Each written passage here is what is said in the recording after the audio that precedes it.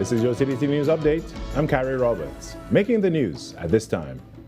Prime Minister Kamla Persad-Bissessar has commended the Trinidad and Tobago Police Service for stepping in to assist commuters affected by Monday's maxi-taxi strike. In an effort to ease the disruption, the TTPS deployed its own fleet of maxi-taxis to transport stranded citizens. Acting on the directive of Police Commissioner Alistair Guevara, 5 TTPS maxi-taxis were dispatched to City Gate in Port of Spain, providing transport along key routes and ensuring that workers, students and families were able to reach their destinations.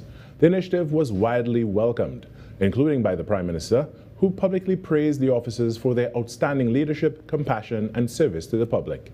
In a statement shared on social media, Mrs. Persad-Bissessar noted that the TTPS went beyond the call of duty by assisting stranded commuters, supporting vulnerable individuals and demonstrating the service's core values. The TTPS said the initiative reflects its continued commitment to both public safety and community support, particularly in times of need. In other news, this country ranks third in the English-speaking Caribbean for suicide rates, with men accounting for 83% of cases. Experts say this state of mind can be deeply isolating, often leaving individuals to grapple with suicidal thoughts. One organization, the I Matter movement, is working to reduce these numbers through personalized support, open conversations, and stronger community engagement. Depression does not discriminate. Mental health challenges do not discriminate. They don't ask your race. They do not ask your religion. They do not ask your gender, your sexual orientation. They do not ask where you live or how much money you have. And neither would the I Matter movement ask those questions. At the launch of the I Matter movement, founder Satish Ramjas described it as a safe, inclusive space offering professional, holistic support rooted in personal experience and community care. Dr. Vasant Basdeo of the Holistic Medical Center Limited noted that 1 in 6 persons in the nation struggle silently with depression, and that by age 65, nearly everyone will have experienced some form of mental health disorder. He emphasized this remains a challenging reality in Trinidad and Tobago, as stigmas surrounding the issue still remain prevalent. Because I realize in my 15 years of clinical practice, patients don't come to me and say, I'm depressed. In Trinidad, that's a sign of weakness. That's a sign of vulnerability that especially the men, we don't like to show.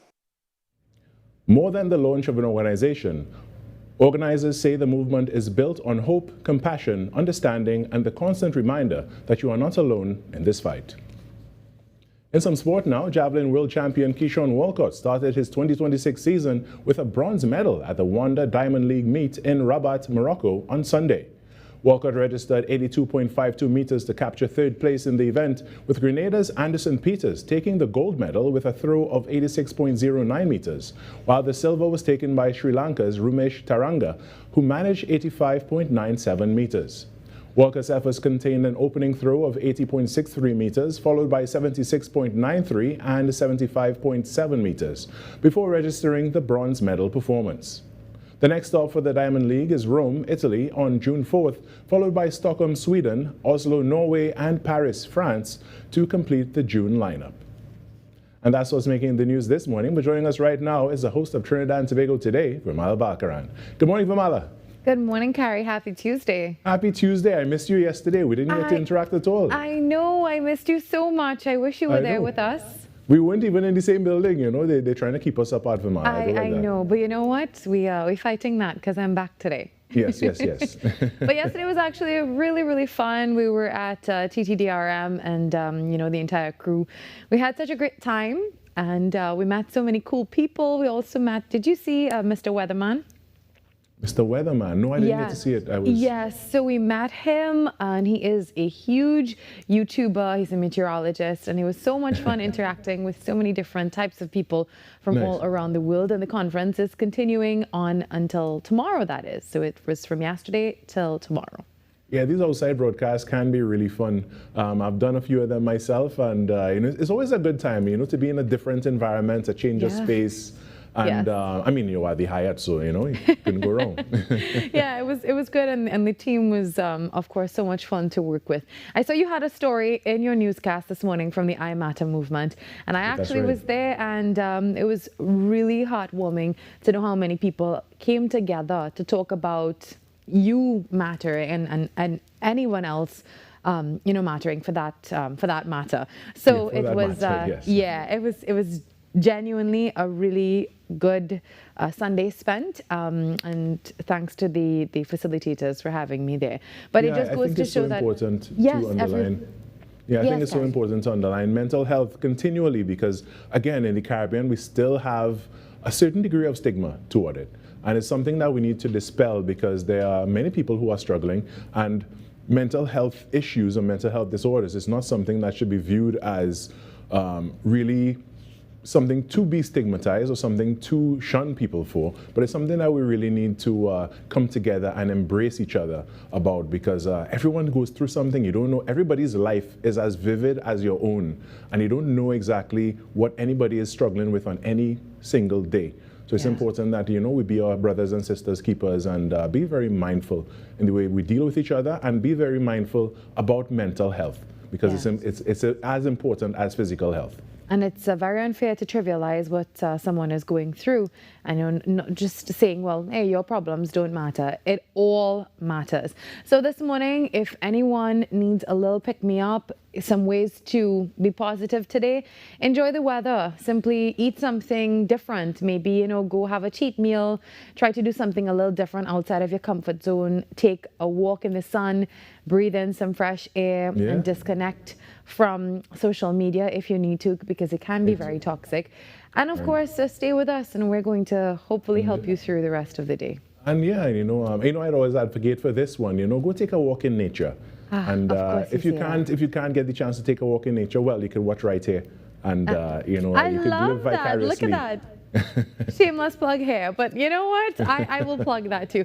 Well, thank you, Carrie. Another jam-packed show for you as usual today, but you're going to have to wait and find out. So I'll talk to you soon. Looking forward to it, Virmala. Thank you so much. You're welcome. When we come back, the Trinidad and Tobago Today morning show gets going right after this break.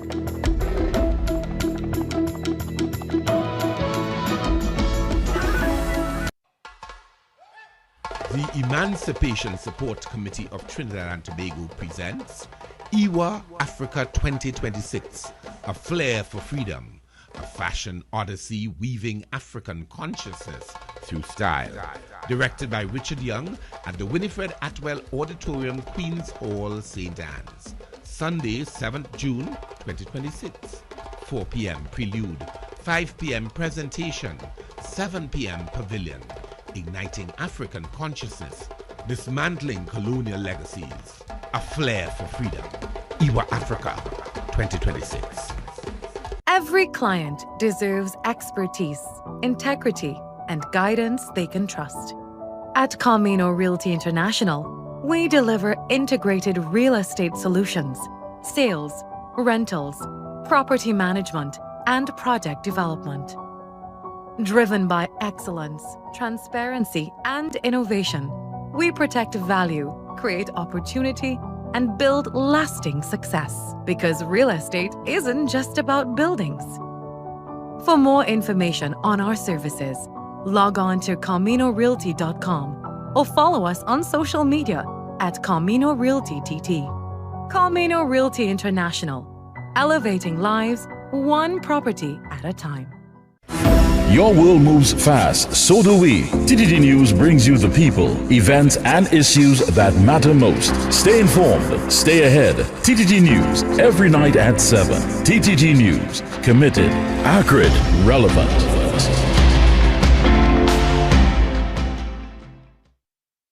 Up for this exciting challenge and confident about your business? If you are, the 1020 feature is just what you need. It's where you give your customers 10 reasons in 20 seconds why they should shop by you. This fun-filled feature will be captured, packaged, and aired on television and promoted on social media simultaneously. Small, medium, and large businesses call or WhatsApp 764-3378 or 313-4215. Let's feature your business. 1020 with Junior K. It's affordable, effective, and fun.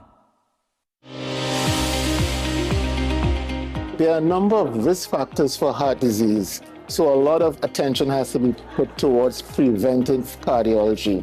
What can we do to reduce the burden due to all these risk factors? Hypertension, diabetes, cholesterol, we need to stop cigarette smoking, we've got to get people exercising.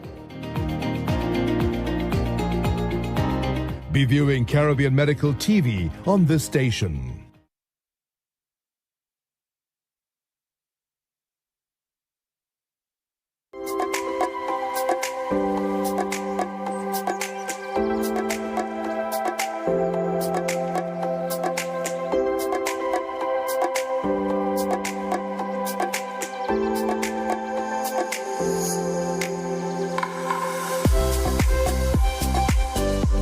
Tuesday, 2nd June 2026. The time now, it is 6:10 a.m. Good morning, Trinidad and Tobago and the world. I'm Virmala Balkaran, and welcome to Trinidad and Tobago Today. Let's take a look now at what's trending this morning. Following the impact of yesterday's maxi-taxi protest that it had on commuters, the government has extended measures aimed at easing traffic congestions. Now, the Ministry of Transport and Civil Aviation has authorized light motor vehicles only to continue using the priority bus route between Port of Spain and Arima. Now, private vehicles are permitted access to both the eastbound and westbound lanes, with the arrangement remaining in effect until 11:59 p.m. today. That's Tuesday. Motorists are also urged to please obey all instructions from police officers on duty and exercise caution while using the route. And were you one of the commuters who got a helping hand from the Trinidad and Tobago Police Service yesterday? Did you know that the TTPS stepped in to assist stranded passengers as the maxi-taxi protest disrupted transportation across the country? And acting on instructions of the Commissioner of Police, Alistair Guevara, ACP Specialized Support Brian Sudin deployed 5 TTPS maxi-taxis to Citygate in Port of Spain on Monday afternoon. And according to police, this initiative was intended to ease the burden on the traveling public, particularly workers and students trying to get home safely amid this transport disruption. Of course, you know we will continue to monitor the situation and its impact on commuters across the country.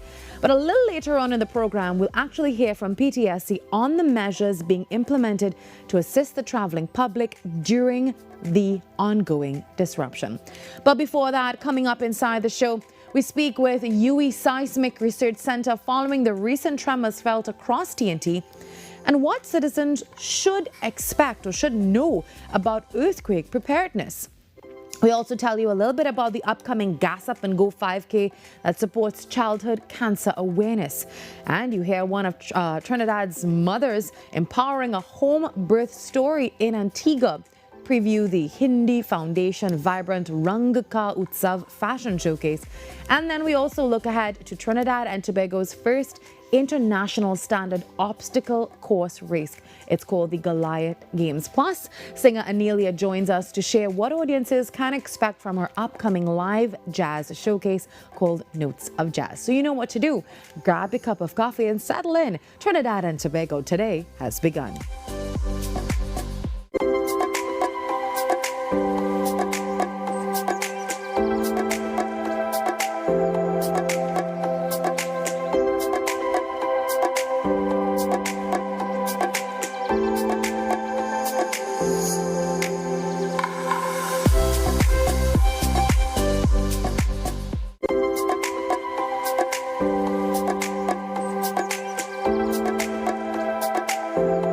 Every client deserves expertise, integrity, and guidance they can trust. At Camino Realty International, we deliver integrated real estate solutions, sales, rentals, property management, and project development. Driven by excellence, transparency, and innovation, we protect value, create opportunity, and build lasting success. Because real estate isn't just about buildings. For more information on our services, log on to CaminoRealty.com or follow us on social media at Camino Realty TT. Camino Realty International, elevating lives one property at a time. Being connected, it means a lot because, first of all, you can't do this by yourself. When you have your phone, you always have somebody at your side. I could call for help, anything going on, you know. You know, I'm giving children the opportunity to experience outside of their neighborhood. Digital is kind of a comfort, you know, you feel good that people in your lives are always able to be contacted. I was with the other network and I was having problems, so I joined Digicel and I never regretted it. I'm Jamila Bannister, host of the Socially Safe podcast, the new TTPS podcast where we share real stories, teach real lessons, and create real impact.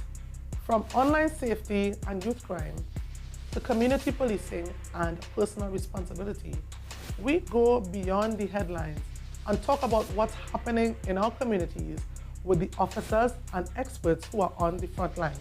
Because safety starts with awareness, conversation, and action. Tune in to the Socially Safe podcast on the TTPS YouTube channel, listen on Apple Podcasts and on Spotify. Don't miss it. Watch on TTT, Mondays 6 p.m., Tuesdays 1:10 p.m. Unleash your imagination with TTT's Terrific Toon Time. Join us as we stop evil geniuses from taking over the world on Super Z, or hop on board for a journey into outer space with Galaxy Kids. Be a part of our quest to save the forest alongside our robot pals from Bugspot Ignition. Or let's go exploring with Duda and Dada. It's fun-filled adventure with Terrific Toon Time right here on TTT.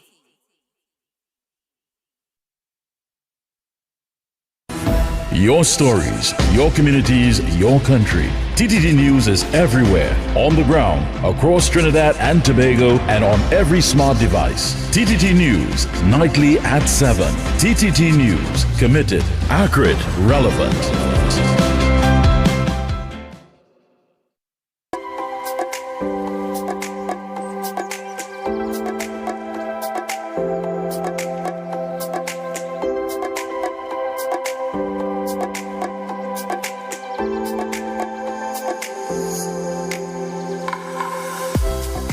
Over the past few days, many citizens across Trinidad and Tobago have reported feeling a series of tremors, sparking concern and renewed conversations about earthquake preparedness and seismic activity in the region. While no major damage or injuries have been reported, the back-to-back events have left many wondering what exactly is happening beneath the surface and whether this level of activity is something that we should worry about.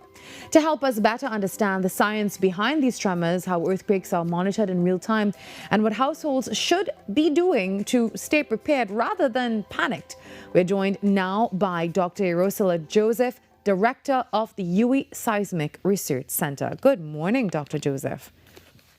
Good morning. Thank you for having me. You're most welcome. Thank you for being here. Now, can you walk us through what we are seeing in this sequence of 3 back-to-back tremors and whether they're connected or part of normal regional seismic behavior?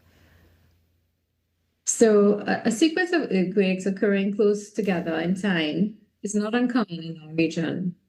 We are seeing a release of stress along active faults within a broader Caribbean, South American plate boundary on which, the Lesser Antilles sits. So the key point is that the occurrence of multiple felt earthquakes over a short period does not automatically indicate that anything unusual or alarming is happening. Yeah, because, we actually hear that a lot. I'm sure you've heard this. A big one is coming, usually after there's a cluster of smaller earthquakes. But scientifically, can you debunk that for us, break that down? What should we understand about that fear that I'm sure you've heard about? Yes, that's one of the most common questions that we often receive after felt earthquakes. The most important thing for the public to understand is that the earthquakes cannot currently be predicted. And while we cannot determine the exact time and date or location and magnitude, some of the large earthquakes are preceded by smaller foreshocks, and many are not. Likewise, many clusters of small or moderate earthquakes simply die away without leading to any larger events. What we can say is that the Eastern Caribbean is an earthquake-prone region, and a damaging earthquake remains possible whether we recently felt earthquakes or not. That is why preparedness year-round is something that we should continue to embark on or prepare for. Now let's talk about that preparedness. What would you tell our viewers this morning in terms of preparing for something like that? So yes, you're right. It's preparedness and not panic. There are several things that you can do during an earthquake in terms of protection of yourselves. Mainly, you look for somewhere solid, or to if you're near a desk or a bed, or where you the DCH is the three things that we say: duck, cover, drop, cover, and hold on. If you are in a building, it's not to rush out unless you're close to an entrance or a safe exit. You do not go attempt to climb stairs. You avoid entering buildings that appear unsafe. Prepare for aftershocks. There are lots of information available on our website that help people prepare and provide information on what to do during and after an earthquake. Now, after the shaking stops, there are some important safety checks or actions that people should take immediately. I know you said that that information is available on the website. Can you share some of that with us this morning? Sure. So some of the things is to immediately check yourselves, those around you, for any potential injuries. Look for potential hazards such as gas leaks, damaged electrical wiring, broken water lines, or structural damage. Be prepared for aftershocks, which can occur, minutes or hours after, and use phones primarily for essential communication so that, the networks remain available. And of course, listen to information from official sources rather than relying on rumors or that may be circulating on social media. Now, from a monitoring perspective, how exactly does the UESRC track and verify seismic activity in real time across the Lesser Antilles? I know there's also that Did You Feel It reporting system, but how does that help your scientists to understand these events? Sure. So the Seismic Research Center operates a regional monitoring network of over 60 stations distributed across the Eastern Caribbean. These instruments monitor the ground motion, and that data is transmitted in near real time to a monitoring center based here in Trinidad. When an earthquake occurs, the automated system rapidly detects and locates the event. Sometimes the automatic system does fail, and unfortunately, SRC is not a 24-hour operating center, meaning that we are not physically manned at 24 hours. We do have duty scientists, and this is where we will then have to respond physically and remotely if we are not in office at the time. And the scientist reviews the data and verifies the location and depth in the event of a manual solution, and then the information is posted to our media platforms as well as website. With respect to the Did You Feel It?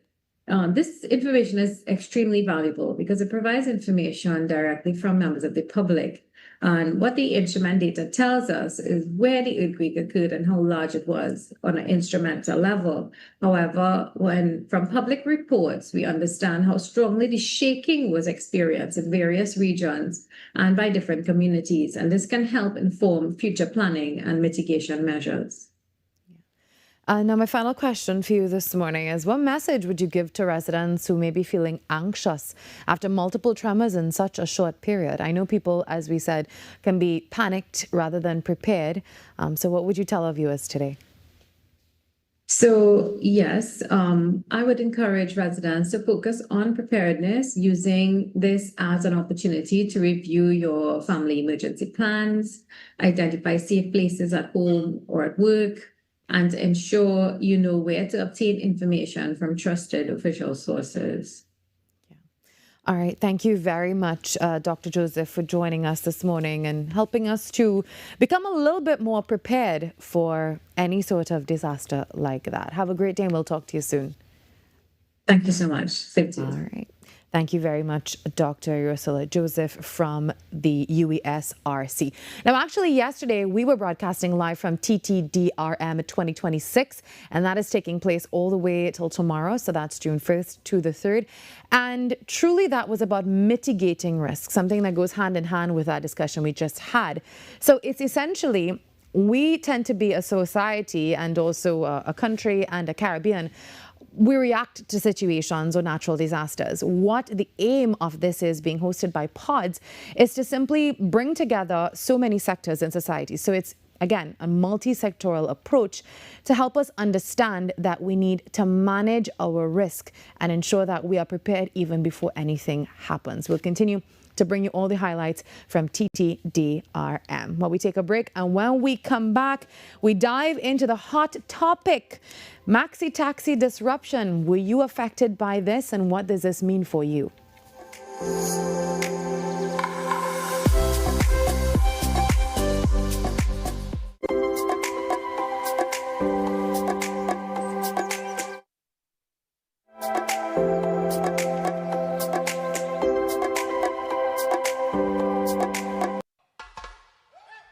The Emancipation Support Committee of Trinidad and Tobago presents IWA Africa 2026, a flair for freedom, a fashion odyssey weaving African consciousness through style.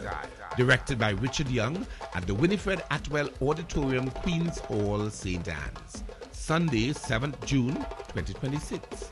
4 p.m. Prelude, 5 p.m. Presentation, 7 p.m. Pavilion. Igniting African consciousness, dismantling colonial legacies, a flair for freedom. IWA Africa 2026. Your news, anytime, anywhere. TTT News brings you the facts that matter most, on air and online. TTT News, nightly at 7. TTT News, committed, accurate, relevant.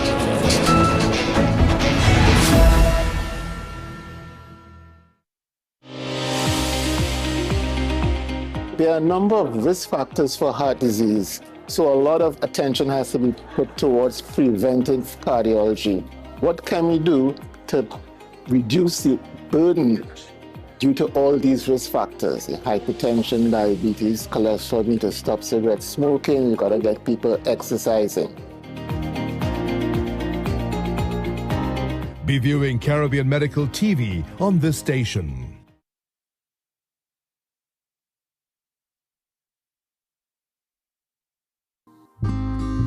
You are dearer to me than all the stars. So many wish but never reach. 'Cause when I'm falling and all the world seems dark, you help me find my peace. Oh, shun mi ba, pishani. Oh, shun mi ba.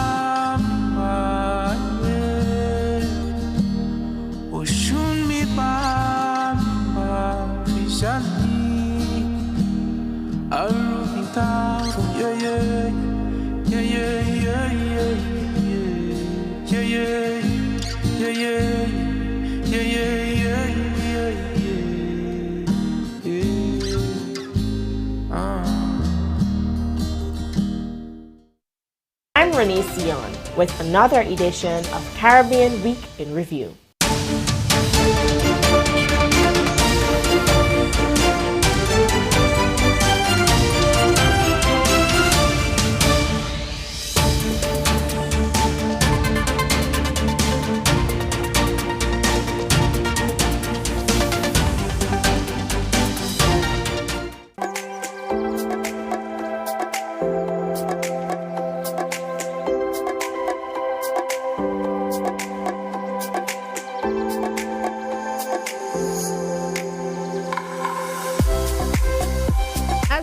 Maxi-taxi disruption continues. PTSC says it has been working around the clock to meet increased commuter demand, with priority being given to ensuring CSEC and CAPE students can get to their examinations on time. While joining us now to discuss the corporation's response and what's being done to assist the traveling public is the PTSC General Manager, retired Lieutenant Colonel Patrick Gomez. Good morning, sir. Good morning, ma'am. All right, thank you for joining us this morning. Now tell us, what immediate steps did PTSC take yesterday to respond to the reduction in maxi-taxi services? Well, the preparation would have started over the weekend. What we would have done over the weekend is activate our internal operational procedures. And as a result, we would have pulled in all the buses, ensure that they were properly maintained service and available for service on Monday morning. We would have done the same overnight on Tuesday for operations on Tuesday. So we have done the same thing Monday night. So this morning, the strength of the fleet is the same as yesterday. Now, can you tell us which corridors were prioritized first? Well, based on the what we call ridership, which is the highest commuter traffic, we would have prioritized the east-west corridor of the priority bus route. That is, again, where we are prioritizing this morning. All other services would have run out of Sandy Gandhi, Port Spain, Point Fortin, but we would have augmented the PBR because of the ridership and the number of commuters that would have been accessing services. Now, do you believe that PTSC currently has sufficient fleet capacity to meet increased commuter demand over the next 48 hours, perhaps? Yes. What we are doing is our maintenance program at this point in time is geared towards ensuring that we maintain the numbers that we currently have. We are working within the resources that we have. And what we are doing is making sure those buses are available throughout the day so that it can meet the demand as and when required. Now, I'm not too sure if you have any stats just yet. It's only 6:32. But can you tell us maybe what has passenger demand look like so far for today compared to a normal weekday? Well, yesterday, Monday, it was extremely high, obviously. This morning, it seems a little bit lower, but the demand was higher than normal than we have had for the last couple of weeks. So yesterday we had a very high demand for the services. We had a lot of first-time commuters, a lot of persons who traditionally take the maxi-taxi would have transitioned to the buses. So the demand continues to be high this morning. When I looked at the roads, the buses are filled to capacity this morning. Now, were contingency plans already in place for a situation like this, or was the response developed same day? Well, PTSC has a number of plans in place for different scenarios. We have a business continuity plan that we have to respond to a number of scenarios. So we just augmented the plan. I would have met with my staff on Friday, and we would have refined our response, and that is why we kicked in on over the weekend in terms of our maintenance program. So it wasn't developed same day, but every plan has to be adjusted based on the circumstances, and that is what we did. Now, before we go, we have to ask you, what can we look forward to in the coming days? Is that something you'll be able to tell us? Any sort of operational changes, anything to deal with all of this? Well, we will remain on heightened service levels.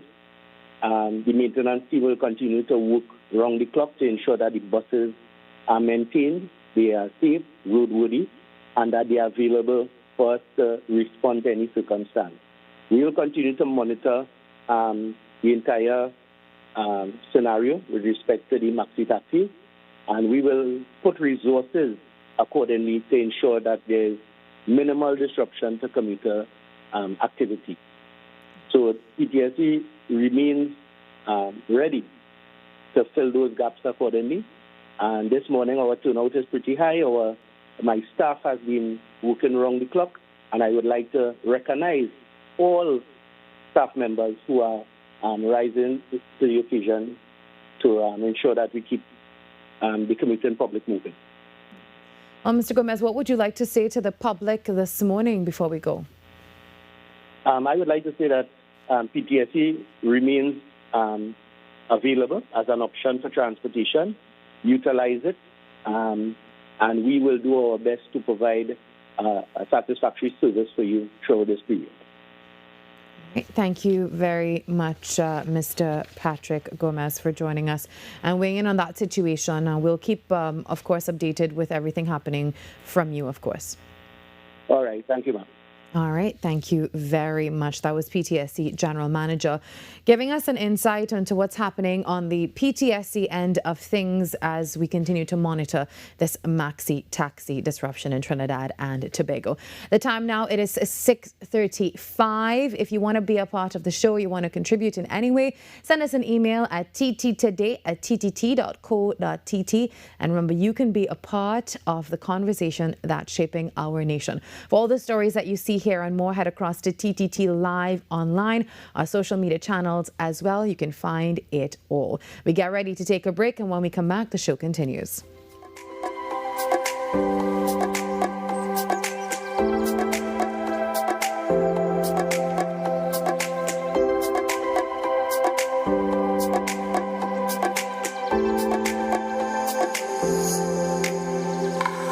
Every client deserves expertise, integrity, and guidance they can trust.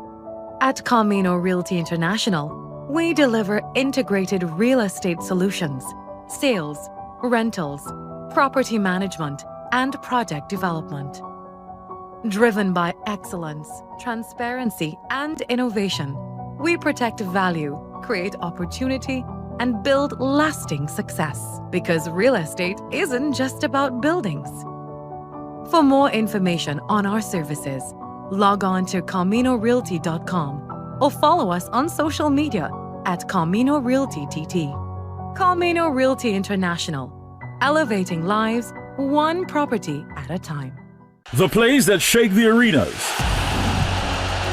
The stories that move a nation.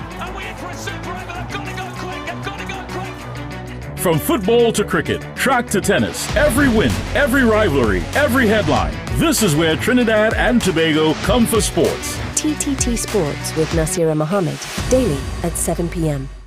Unleash your imagination with TTT's terrific Toontime. Join us as we stop evil geniuses from taking over the world from Super Z. Or hop on board for a journey into outer space with Galaxy Kids. Be a part of our quest to save the forests alongside our robot pals from Bugsbot Ignition. Or let's go exploring with Duda and Dada. Catch terrific Toontime weekdays at 4:15 p.m. and Saturdays from 9 a.m. It's fun-filled adventure with terrific Toontime right here on TTT.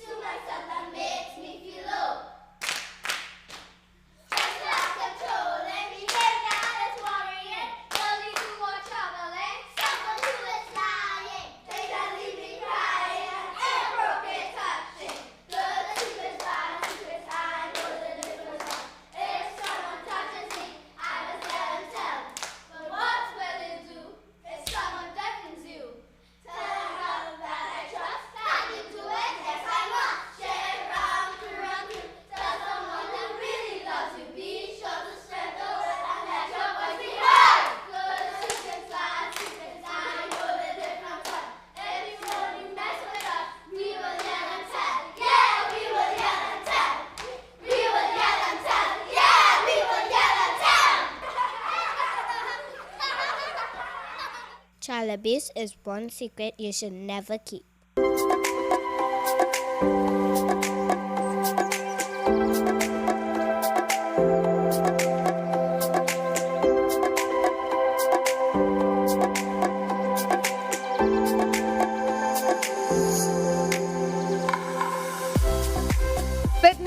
Unity and remembrance all come together at the upcoming Gas Up and Go 5K 2026, hosted by the TTAA in collaboration with the Just Because Foundation. And this is, of course, in loving memory of Levi Muhammad. Well, joining us now to tell us more about the event are Dr. Chanel Balaram, the Secretary of the TTAA, and Dr. Kevin Dindial of the Just Because Foundation. Good morning. Thank you for having us. Well, thank you for being here. Now, for viewers who may not be familiar with the organization, can you tell us a little bit about it and what it represents? Sure. So TTA, which is short for the Trinidad and Tobago Anesthetists Association, we are one of the oldest registered medical non-profit organization. Our first president was actually Professor Pitt Miller, and we have been so lucky to have outstanding leaders such as Professor Hariharan Sitaram, who is now the Dean of the Faculty of Medical Sciences. Our organization promotes... Okay, one second. I do believe we do have some mic troubles with your mic here, but I'm going to just switch across now to Dr. Dindial while we get that sorted out. Tell me a little bit about the Just Because Foundation. Sure. So the Just Because Foundation, also known as JBF, is the non-profit childhood cancer support group. So it was actually started by the two founders, Siobhan Joseph and Noel. And it actually started because their child had a very rare advanced cancer called alveolar rhabdomyosarcoma. And he unfortunately passed away. And from that, the passion and the emotion drove the development of JBF, which has grown to be one of the largest childhood cancer support groups. The support group plays an integral part in my service and managing these kids with cancer at the Eric Williams Medical Sciences Complex. And they more provide a non-clinical approach to helping these children and families. So, for example, they help financial aid, transport. They have a shuttle service to help patients come to and fro the hospital. And they also have groups of to address different aspects of a family going through this journey. So there's a group to help cancer dads, mothers going through this, and also siblings who will be affected by this entire cancer journey. Now, Doctor, you were telling us about the TTAA. Yes. So I know you you left off somewhere about your first president. So we were actually formed in the mid-1980s, and we were one of the first medical non-profit organizations in Trinidad and Tobago. We had our first president being Professor Pitt Miller, and we had a host of dynamic leaders, specifically Dr. Hariharan Sitaram, who is the Dean of the Faculty of Medical Sciences. Our mission is primarily to promote education and continuous medical development among professionals in our department, anesthetists, intensivists, pain specialists. Beyond that, however, we have decided that we wanted to have a charitable arm of our organization, and hence the TTAA's Gas Up and Go 5K. I know a lot of people are unfamiliar with what is an anesthetist. We also have problems pronouncing anesthetist, right? That's right. So an anesthetic doctor is basically a doctor who provides care before, during, and after surgery. Most people think of us as the doctor who puts people to sleep, right? But our duty goes beyond that. We manage patients of different ages, from the tiniest premature baby to the elderly. We manage the healthiest patients presenting for surgery and the sickest. Our specialty also is trained in intensive care medicine. So we manage most, if not all, of the intensive care units in Trinidad and Tobago. In fact, many persons would have become familiar with us during the COVID-19 pandemic, where our specialty played a big role in managing those who required ventilatory support and intensive care support. So now we're talking about this 5K. So how did this all come about, and what can we expect at this 5K? Sure. So as I said, we wanted to reach to the wider community beyond our medical expertise. So our executives sat one day last year, actually, when the theme globally for anesthetists was how can we promote workforce well-being? So we thought a 5K would be the perfect opportunity to promote physical and mental well-being amongst healthcare workers, because we don't have a lot of things for us. And in doing so, the funds, we could have used it for causes that are near and dear to us. So last year was our inaugural 5K event where we 5Ks weren't that popular then, so we worked really hard to get 350 participants using the Extra Mile Events crew. And we were able to raise funds, and we did two major projects. So firstly, we donated to the Vita's House Hospice, which is a hospice that provides care for palliative persons. And also, we actually funded a project whereby we filmed a pediatric educational video. It's entitled Rover Goes to Surgery. You all can check it out on YouTube. So basically, it's a puppet that walks children and their parents through what to expect when they come for surgery. So it helps allay their anxiety. So by doing this 5K, we were able to show our commitment towards both education and the wider community. Yeah. Now, Dr. Dindale, coming back to you, let's talk a little bit about the common types of childhood cancer in Trinidad and Tobago. Yeah. So, well, firstly, childhood cancer is a bit of a taboo, unknown topic, but children do get cancer in Trinidad. We see about 25 to 30 new diagnoses per year, and the most common type being acute lymphoblastic leukemia. But the childhood cancer could be subcategorized in three broad categories: so lymphoma, leukemia, solid tumors, and brain tumors. And the other common types we see include lymphomas, Wilms tumor, neuroblastoma, medulloblastomas, etc. Yeah, and what some warning signs that parents or caregivers can look out for? Yeah, so a child will present based on the type of cancer they have, but the general symptoms and warning signs that parents and caregivers should be aware of include persistent fevers for more than 48 to 72 hours, easy bruising and bleeding, the child looks pale, lumps and bumps anywhere, headaches, blood in their urine. Those things parents should not ignore and seek medical attention. Yeah. Now, what are the main goals of this 5K and when is it taking place? How can we be a part of this? Sure. So our 5K is due to happen on July 5th at the Brian Lara Stadium. This year, we opted to do a 1K simply because our event is dedicated to Levi. Last year, we would have come across Levi's story via his mom's page, which is now entitled Levi the Brave on Instagram. And we were so touched by him and how he endured his diagnosis with such grace and bravery, hence Levi the Brave. So we really wanted to make this event both a family-oriented event and for the kids. So this year we will be doing a 1K and a 5K. It will be an amazing event where children can come out. We have a fun zone with bouncy castles, face painting, popcorn, snow cone. And then the adults, they come out, they run, they feel the benefits of exercise. They're able to learn about Levi's story. And his story will, I am sure, help other families who are undergoing the same thing, right? And see how you could do it with such grace and bravery. And also, our main goal was to bring recognition to both childhood cancer and the Just Because Foundation and the amazing work that they are doing, as Dr. Danielle would have mentioned.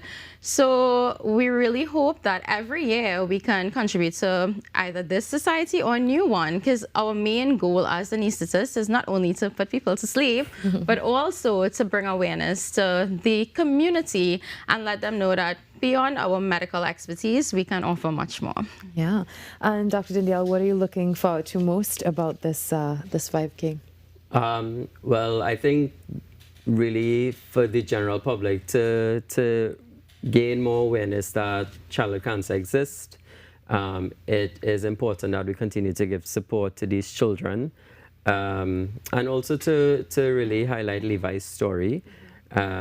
You know, I think he became a national face to Yes, everyone. absolutely. And for everyone to just be aware of the complexity of these children, and any little help goes a long way for them. Yeah, Levi's mom actually really openly shared his journey. She was actually an anesthetic doctor in our department at San Fernando. So Wow. it is very dear and near to us for several reasons. Yeah. So just sharing that really gave us an insight into Levi's life and everything that he was going through. And we saw their grief, we saw their joy. There were many different periods of different feelings that they were going through. And we definitely, we sat with them in their grief as well. Well, before we wrap up, where can we find information on this 5K? Okay, so for the 5K, you all could follow us at Trini and Estatus. I know that you all can spell it. Yeah. You can look out for us on the socials, on Facebook as well. We have a page, so you all can look there. And there are a few spots remaining on race roster because there was a very high demand for this 5K in particular. But those willing to still come on board, you can check it out.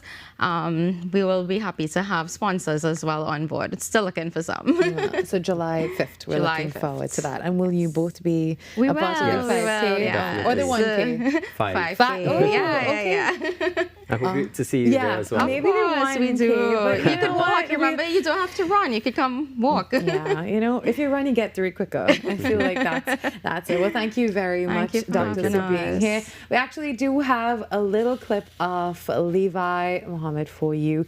Take that in now.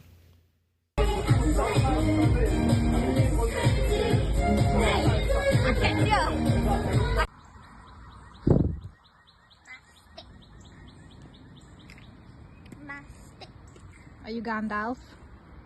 I am Gandalf the Grey. So you shall not pass.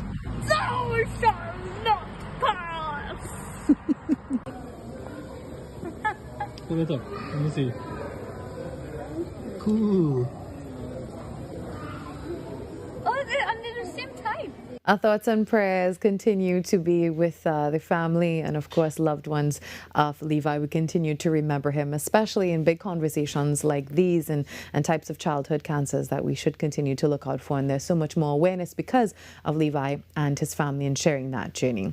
Well, continuing with the show this morning, the Trinidad and Tobago Police Service says it is fully committed to the implementation of body-worn cameras, describing the technology as a key tool and strengthening transparency, accountability, and professionalism within the organization. Via a media release, the TTPS says it is actively advancing plans to procure and deploy body-worn cameras across the organization. To that end, the service has issued an expression of interest for qualified firms to supply and commission body-worn camera systems. The submission deadline has been set for July 22nd, 2026, after which selected firms will be invited to participate in the formal bidding process. Now, it says the initiative forms part of the broader transformation agenda aimed at building a more transparent, accountable, and technology-driven police service. And Worlds Collide is a roving art exhibition that has been making its rounds throughout the Caribbean. Previous installations include 5 successful exhibitions in Jamaica and 1 in Barbados, organizers said, was a landmark showcase. The latest edition was held here in Trinidad and Tobago. Carrie Roberts has more in this report. The Trinidad edition of Works Collide was showcased on Sunday evening at the Elevated Creative Hub in the shops of Maraval and featured works from local artists alongside creatives from across the wider Caribbean, including founder Stefan Amali. The Jamaican artist explained that the vision behind the movement is to use art as a unifying force throughout the region, encouraging creatives to move beyond the divisions sometimes seen across the Caribbean. He also expressed pride in representing Jamaica in Trinidad and Tobago while creating a platform for local artists to showcase and express their work. Trinidad is a gold mine for talent of every type, every creative type. Trinidad and Tobago is just a wonderful gold mine for talent. And I think if me as an outsider can say that, everybody should. I feel as though the artists that are on display tonight are all so unique in their own way. Mr. Amali said the movement is the result of 4 years of work and brings together multiple art forms beyond the visual pieces on display, including music and dance. He added that artists should not only possess the technical skill to create art, but also be able to communicate what their work represents and reflect the social issues and realities of their time. There are lots of statements that we want to make with the art, none to be offensive, but just to take a stand and to say, hey, we as creatives, we are not just in our own bubble, we see what's going on in the world and we want to capture that in our own different ways.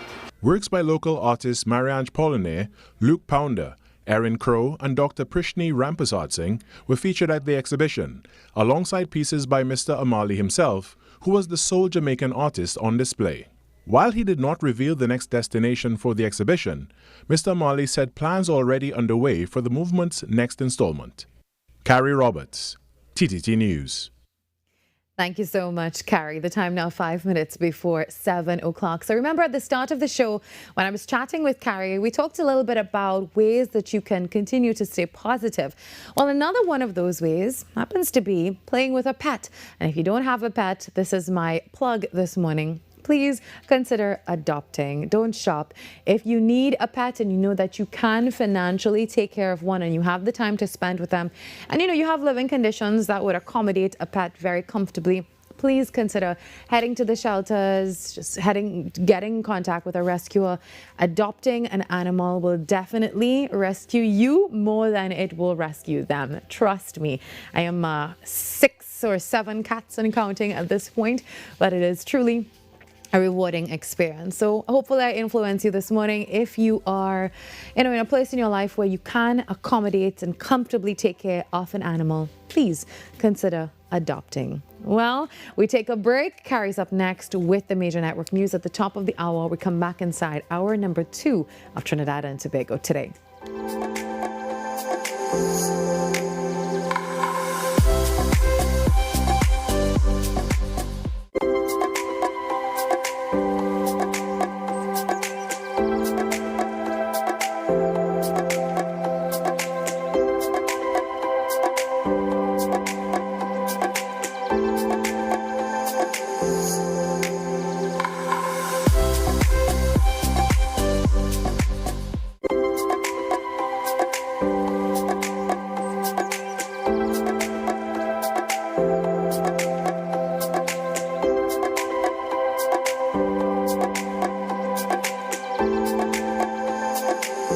Being connected, it means a lot because, first of all, you can't do this by yourself. When you have your phone, you always have somebody at your side.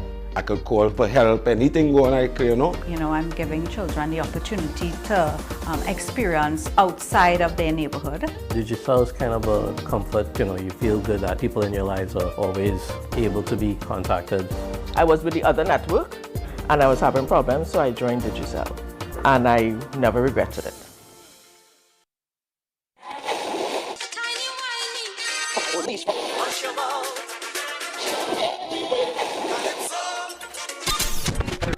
Since 1972, one sound has been living in the heart of Trinidad and Tobago, the longest running radio station in the nation. We're your holiday soundtrack, whether it's on your day off, long drives, or house lives. We are always sweet. This is music with meaning, music with memories. Music that feels like home. And it's not just the songs, it's the voices you trust, personalities you've grown with. Laughter that sounds familiar. This isn't just radio, it's tradition. It's memories. It's part of who we are. Sweet 100.1 FM, the rhythm of our identity, part of your family.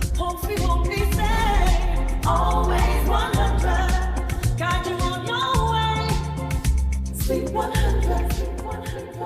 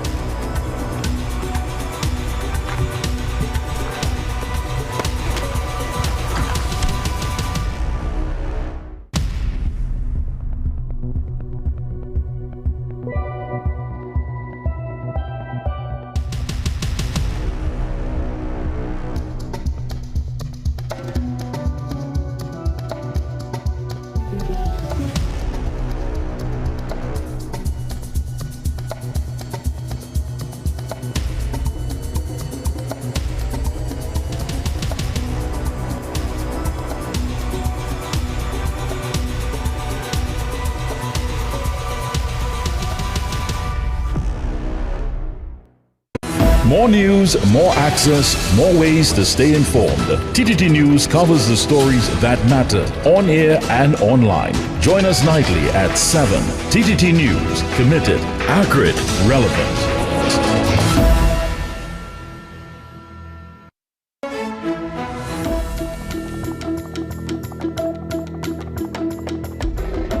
Good morning. This is your TTT News Update. I'm Carrie Roberts, making the news at this time.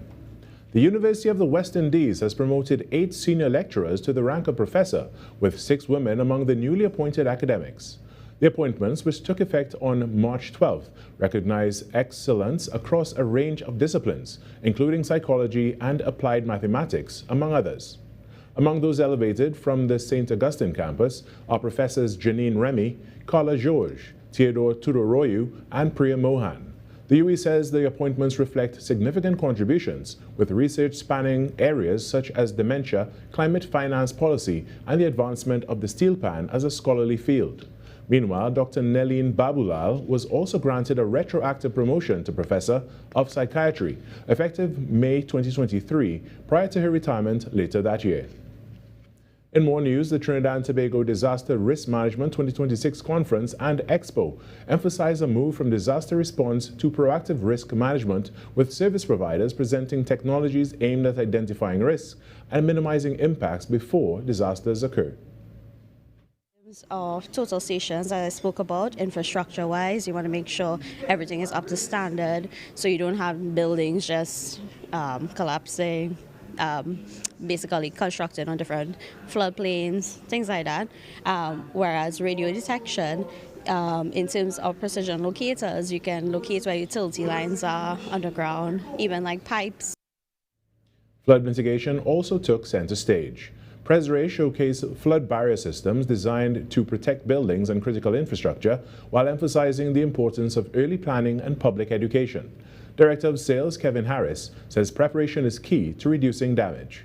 What we're doing is we're going out and we're starting to provide education. We're starting to look at risk areas where we know that we need to protect or provide flood protection. Rather than waiting for a disaster to happen and then come along with flood barriers, we're trying to educate organisations, government officials, municipalities on preparing in advance by getting flood barriers, flood mitigation systems put in place on their structures. TTDRM 2026, through the 3-day conference, emphasizes that building resilience requires more than responding to disasters. It demands planning, preparation, and investment and inclusion before disasters hit. In some sport now, the race for the Division 2 title in Tier 2 of the TT Premier Football League is tight, with 4 teams still in contention. Club Sando T2 is one of those teams, and on Sunday, they met Pity Valley Diego Martin United, who are still in the conversation. The team with the longest name in local football, Pity Valley Diego Martin United, hosted Club Sando T2 in a crucial TTPFL Tier 2 Division 2 encounter at the St. Anthony's College Ground in West Moorings on Sunday. With a win, Club Sando will claim top spot in the division, while PVDM could move from 5th to 2nd. The Southerners got their mission started when Joe Sante Duncan was clipped by Cohen Bonnet in the area. Penalty. Duncan recovered quickly and dispatched the spot kick to make it 1-0 Club Sando in the 13th minute. Thomas Deckel stuck with the play following up on his corner to curl one in, and it's 2-0 in the 25th minute, and they would take that score to the break. Deckel would be involved again when Club Sando went further ahead as he slips a pass to Duncan, who beats the offside trap and makes no mistake with the finish. 3-0 in the 59th. Pity Valley Diego Martin United did not have much to say in attack, and Club Sando T2 went back to the Southland with all 3 points and moved ahead of Prison Service Ignite to top the TTPFL Tier 2 Division 2 standings with 3 games remaining. Wayne Cunningham, TTT Sports. And that's what's making the news at this time. When we come back, it's hour number 2 of Trinidad and Tobago Today.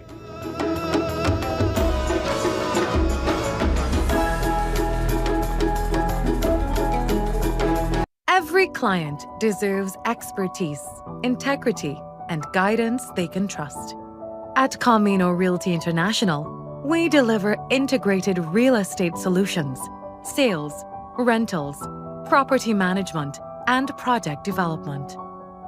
Driven by excellence, transparency, and innovation, we protect value, create opportunity, and build lasting success. Because real estate isn't just about buildings.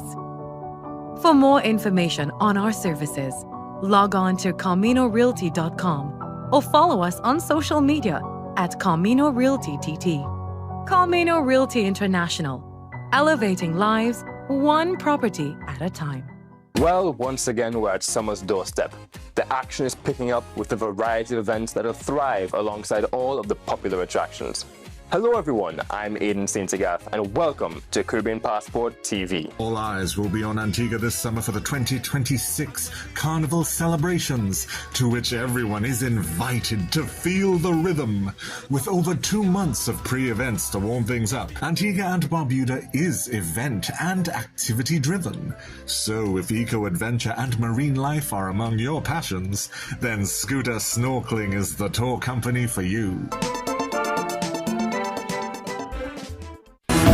If it matters to you, it matters to us. We report the news, real stories in real time. TTT News, nightly at 7. TTT News, committed, accurate, relevant. Unleash your imagination with TTT's terrific Toon Time. Join us as we stop evil geniuses from taking over the world from Super Z, or hop on board for a journey into outer space with Galaxy Kids. Be a part of our quest to save the forests alongside our robot pals from Bugs Bot Ignition, or let's go exploring with Duda and Dada.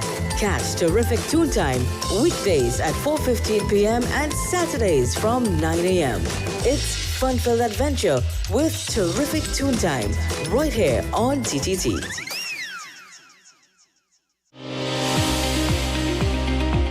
There are a number of risk factors for heart disease, so a lot of attention has to be put towards preventive cardiology. What can we do to reduce the burden due to all these risk factors? Hypertension, diabetes, cholesterol, need to stop cigarette smoking, you gotta get people exercising. Be viewing Caribbean Medical TV on this station.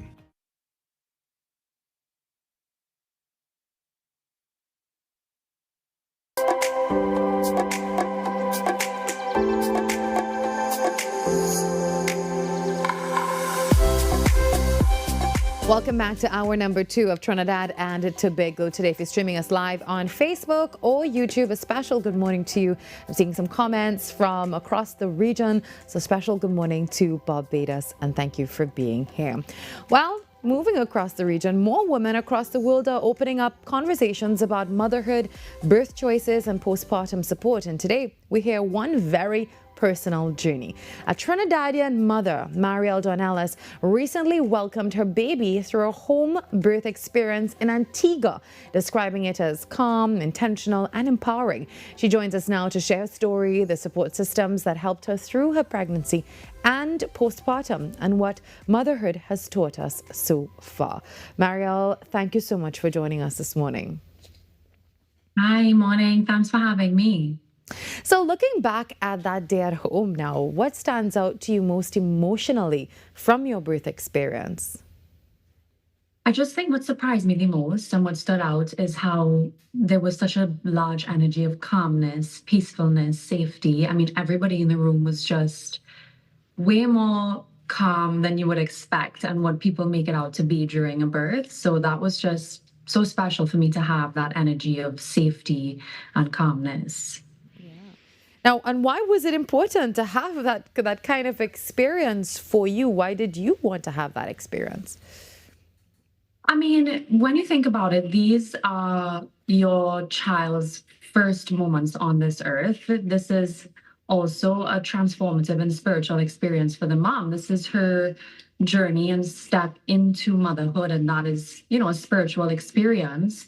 And so you only experience this a couple of times in your life. Some people once, some people a couple of times more than that. But I wanted it to just be, you know, the perfect experience for my child to enter this world in a calm, safe environment rather than enter this world in an energy where people are fearful and the energy is a little bit chaotic. And at the end of the day, this is going to wire your child's nervous system for the rest of their life. So you have to think about, what do you want these first few moments on earth to be like for your child? And what do you want their nervous system to remember for the rest of their life? And that is why it was so important for me. And then another big step, or another big point about why I really, really wanted this energy of calmness, of empowering, was because, you know, there's studies that show that women who have a higher satisfaction with their birth experience a lower risk of postpartum depression. So it was just setting a tone for my whole motherhood journey. And I think that's so important for most women, for all women who are giving birth. And what was the preparation for that at-home birth experience like? I mean, there was a lot of research and education involved for me and my husband. So we didn't just jump into this, you know, like, oh, we want to just do this crazy thing that not many people do. No, we did a lot of research. We met with my midwife monthly, sometimes twice a month over Zoom, just like this. And we had many interviews, many educational sessions. And we had to fly her down from Holland to be here. And when she was in Antigua with us, we did a lot of physical stuff as well. So we did a lot of, you know, checking in on the baby, a lot of practicing different positions, what it would be like, relaxation techniques. But a lot of it was just talking about, you know, a physiological birth and what that actually is. And I think that was the most powerful thing for me to have this birth, was learning so much about the different stages, what they actually mean, and how we can actually support the mom's body to have a successful and undisturbed birth. Now, as a Trini living in Antigua, did being away from your home shape your pregnancy or your motherhood journey in any way? I mean, every decision you make leads you to where you are in life at this point. So of course it definitely defined my journey. I think being away from my family and my closest friends definitely had me come into myself a bit more, go on that self-development journey, and just become more trusting within myself. So I think definitely if I was home, maybe I wouldn't have had this introspective moment where I thought to myself, is the hospital really the way I want to go? So yeah, I think in many different ways. Now, how did your husband, I know you spoke about him earlier, how did he support you through the birth and also that early postpartum period?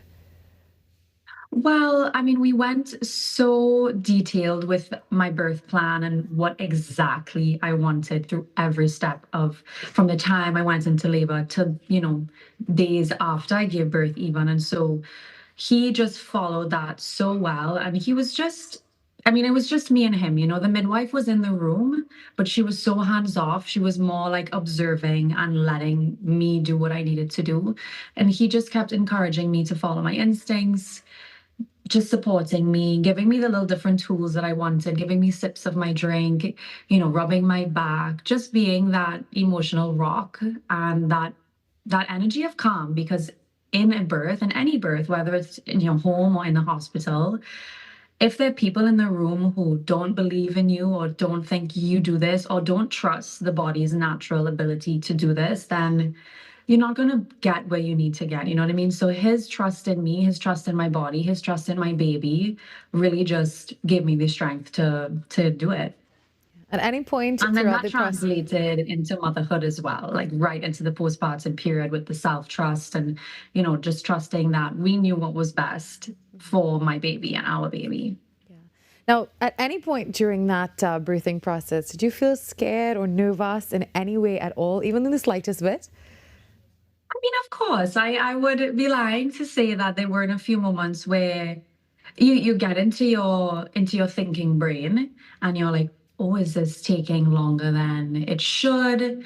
Should I be, further along in this process by now? Because you always hear about hospital births. They put you on a clock and they say, you only have 2 hours to get this baby out, or we need to do a C-section. And that plays in the back of your mind. I mean, that's what society tells you so much. So there were a couple moments where I just kind of quietly asked my midwife, is this okay that we're taking this long? Because there was at one point that I even took a little nap for half an hour just in the middle of all my contractions. And I kind of was like, is this all right? And she just kept reassuring me that this is what your body wants to do.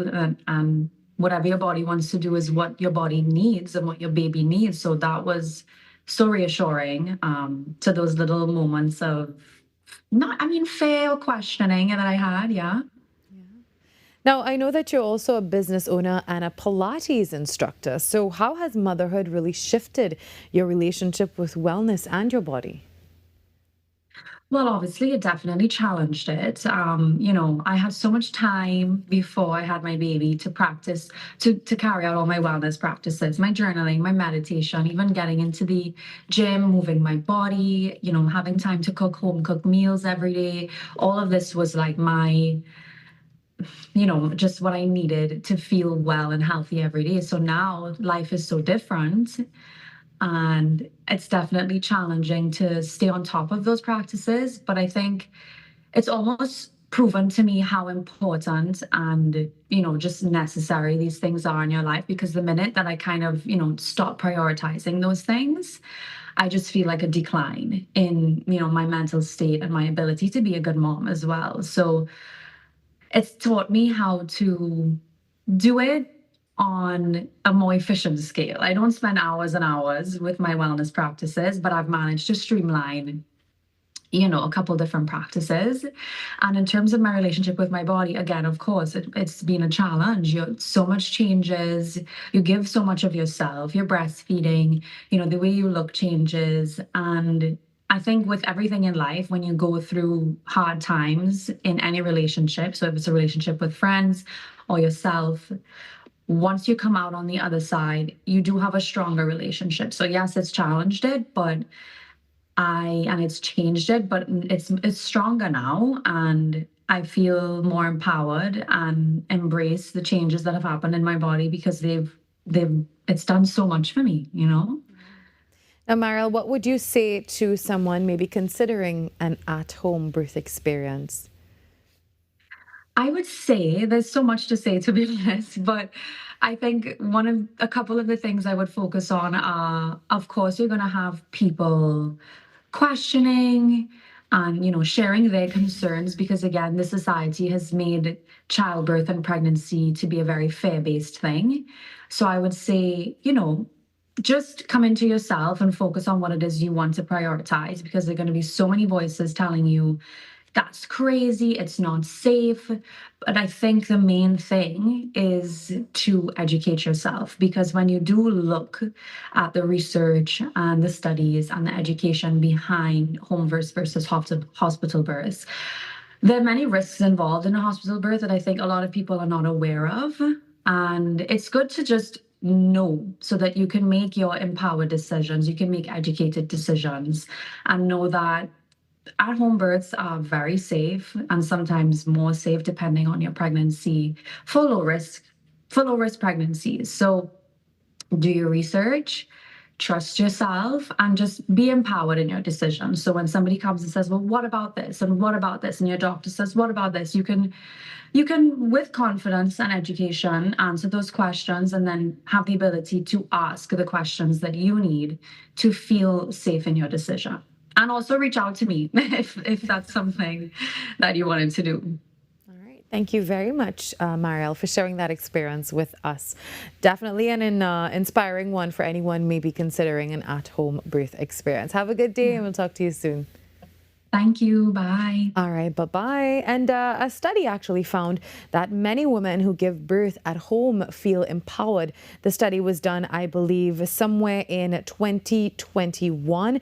And there's a pretty interesting fact there. I think the numbers are growing now to maybe about 12% of women are opting to do that. So that's very interesting this morning and definitely something to think about if that's, up your alley, and maybe if you're an expecting mom or you're planning to have kids in the near future. We take a break and come back. 7:19 is the time.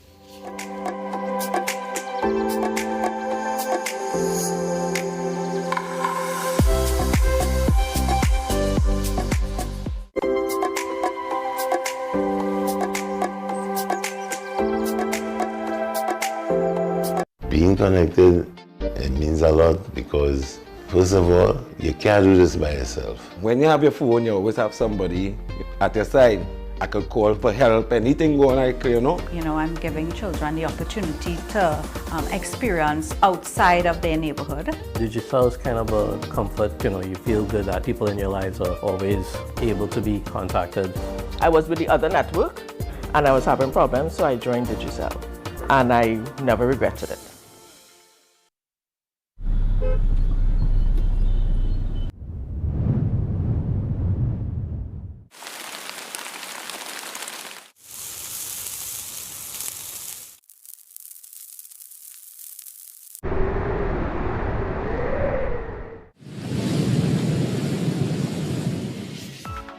TTT Weather with Zaina James, daily at 7 p.m.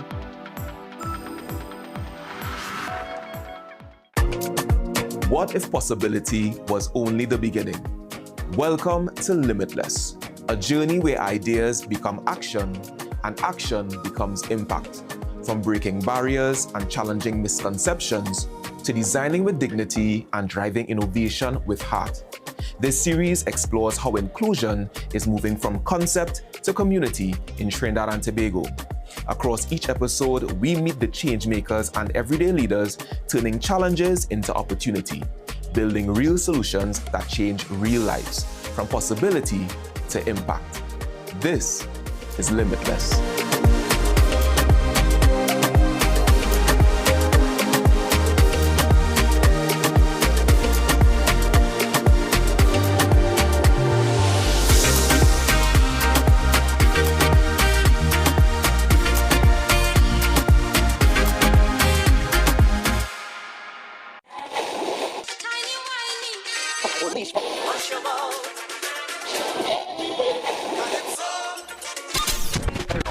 Since 1972, one sound has been living in the heart of Trinidad and Tobago, the longest running radio station in the nation.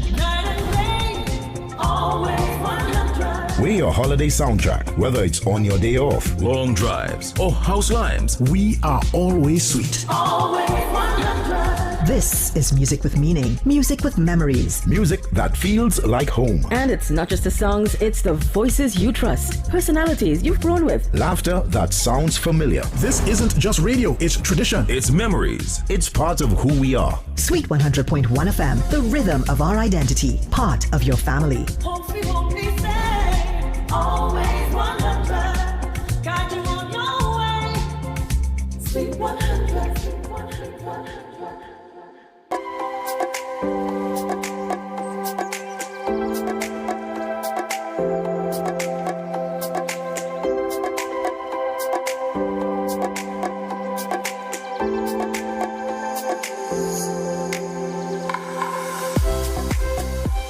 Fashion, culture and creativity will take center stage as the Hindi Foundation of Trinidad and Tobago hosts its 38th annual dinner and fashion show under the theme, A Celebration of Colors Rang Ka Utsav.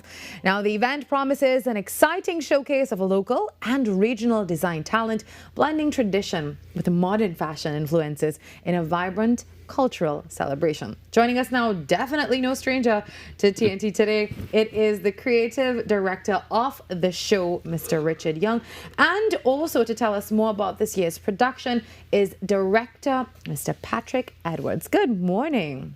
Good morning. It's a pleasure to be here. So we're talking about Rang Ka Utsav, a celebration of color. Now, this is the 38th edition of this event. So what has helped this event remain such an important part of the cultural calendar over years? Well, the Hindi Foundation has been in existence for the last 38 years, and we have always had our annual dinners as the only fundraising activity of the foundation. This year we decided to put a different spin on it. We decided to look at it from a historical perspective. The various people who came to Trinidad, we are all migrants in this society from the time even before Columbus. So we have with the Iraqs and the Caribs, the Chief Barat First People, they were the part of the whole system. And then the Europeans came in, and following the Europeans, followed by the Chinese, by the Africans, the Chinese, the East Indians, and the Syrian Lebanese community. So what we have in Trinidad is really a polyglot society of people across different countries, all coming to form what is called Trinidad and Tobago. They brought their traditions, their cultures, their food, their history with them. And out of that, we have produced this harmonious society that we call beautiful Trinidad and Tobago. So we in the foundation this year has decided to look at the historical perspective and to see how all these countries, all these people that constitute our society came with their food, their language, their attire, etc. And how they have settled in here and provided what we call sweet Trinidad and Tobago. So the Hindi Foundation this year is looking at that, looking back, and celebrating the harmony, the unity. And it's divided into two phases.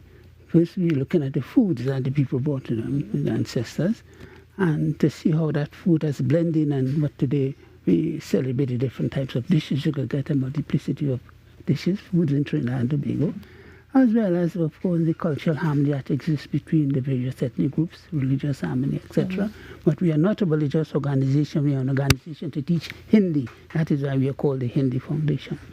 And the second part of the program will be reflecting on the fashion, which you have passed over to our brother Richard here, who is highlighting the different types of ethnic wear, whatnot. Right. To be interspersed with a measure of culture and whatnot, which he's going to elaborate So let's on. talk about the fashion now, Richard.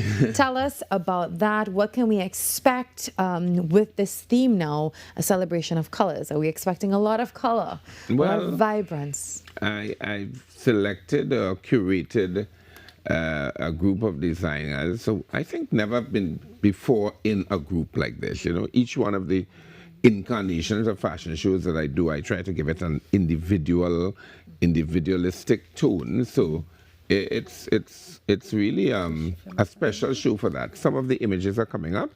This is Mark Eastman, who is a graduate of the Caribbean Academy of Fashion Design. This is Zadan Eastman. So this is here showing some of the designers who are going to be shown at the event. This is Lisa Fay.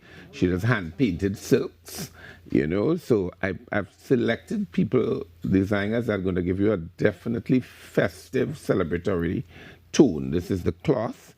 Cloth always making that kind of social commentary in their statements, you know. And so the designs, this is Elizabeth Lucas. She is a central-based designer who caters to a bolder woman and a more mature woman. This is Andrew Ramroop, who is a bespoke sartorial master artist who only won at Savile Row of this from this part of the world. This is Neha Karina, which is traditional and a modern take on Indian wear. This one is a lady who calls herself not couture because she does crochet work, you know, and I think and that's like 3 months, I think, to do one item. This is Charu Luchandas. And so we have 10 designers who are going to be showcased, and they are going to be resplendently showing Trinbagonian fashion. This is Dominic LaRoche, Indigenous Philosophy. And between that, we are going to have talent like Johan Chakri, Shiv Shakti dancers under the artistic direction of Michael Salikram, and Neval Chitlal will be performing as well. And infused in there are things that will represent our indigenous people, Portuguese influence, the Chinese influence, and it's all being hosted by Miss World Trinidad and Tobago 1986, Gisela Rod. I'm writing a script for her. So it is going to be really a visual feast on that stage, blended wonderfully with the decor. We had a meeting yesterday, a site visit. in addition to the culinary flavors of the thing. So it's really, really a celebration of our multicultural heritage. Yeah. I'm glad to be doing this with the Hindi Foundation. The first effort I'm doing with the Hindi Foundation. I hope there are many more, but I certainly feel that we're going to give I'm planning a really special showcase. Yeah, we don't doubt that one bit. Mr. Edwards, I know there's food as well and all of this. Now, how has this event evolved over the years since you've been involved? Well, we have been teaching Hindi, as I said, since its inception in over nearly 38 years. And every year, our fundraising activity is, of course, the dinner. Yeah. And this year, we decided to put a particular spin on our dinner. So the dinner is again reflect the multi-ethnic nature of a society. So you're going to have some element of the first people, what they brought with them. You're going to have some elements of the Chinese element, the Middle Eastern element, the African element, all going to be weaved into the various menus that you're going to be getting at the dinner this year. Can you tell us a little bit about the food? Anything, any sneak peek about something interesting with the food? Well, we want it to be a surprise. Oh. But Amtar Fine Foods is doing it, and they'll be one of doing my an excellent job. favorites. They'll be Yes, doing an definitely excellent job. a treat. We don't want to give it too much. We want people to come and see for themselves. Yes. And this is really surprising. And when is this taking place now? On Saturday, Saturday the 6th. Oh, wow. Yes, at the Center of Excellence in Torino Hall. We start at 6 p.m. The Minister of Education will be delivered a feature address. And the program will start. And, we intend to have a very, very fantastic time. And everybody will come in. We're expecting a large crowd. So we're inviting people to try to get the tickets as early as possible. So they come and enjoy themselves. So here you have a combination of fine foods, excellent cuisine, and the fashion, which Richard is entirely control of. Yes. And then we like to have a little surprise in the process. We have two good friends of mine from the UK. We have Maurice Edwell. That is he made reference to the only black man on Savile Row. He has been there. He's world acclaimed, world famous. He has sewn clothes, outfits for the royal family, the Queen Mother, and a number of other people all over the world. He's very distinguished and well recognized, and he has decided to lend his support to the foundation. And we're also going to have Mr. Neil Latchman, who's well known, again, an internationally renowned tenor. He has a Guinness record, his title, and he has sung all over the world, including the Himalayas. And he'll be down there with us also to lend his support. So we're going to have famous people, excellent cuisine, and fantastic fashions. Yeah, Mr. Edwards, can you teach us one Hindi word today? Can you do that? Well, Ranka Utsav is really a celebration of colors. Yeah. If you want to say Dhanyavad, thank you very much. Dhanyavad. Yes. And you actually teach as well? No, I don't teach. Oh, you don't teach? Okay. And we were hoping to get some lessons right here from you. But you know what? Maybe on Saturday you can get all that. And of course, anything that Richard touches is a great success artistically and beautifully. And we really are looking forward to this. What would you say to our viewers this morning to tell them you have to be there, you have to get your tickets and get there? Well, I think I like location changes. So the Center of Excellence, we're going to work that hall in a different way because that's what we did the site visit. It's not going to be a predictable way. That's my way of doing things. It's going to be an extensively long runway. So it's going to really feel kind of international in its feel. I have a cast of over 50 models. So of real diverse backgrounds, very multi-ethnic. I deliberately did that for this particular show. And I think it's going to be good merchandising for those designers and to a niche target audience too, because some of these, the patrons are not necessarily ones who come to other shows that I do, but I think we're going to have a wonderful blend, and we're going to do a fabulous show. Yeah, I'm sure you will. Well, thank you, Mr. Edwards, and thank you, Richard, for being here. We're looking forward to Ranga Ka Utsav, a celebration of color. 7:33 a.m. in the Republic of Trinidad and Tobago. We take a short break. When we come back, the show continues on Trinidad and Tobago Today.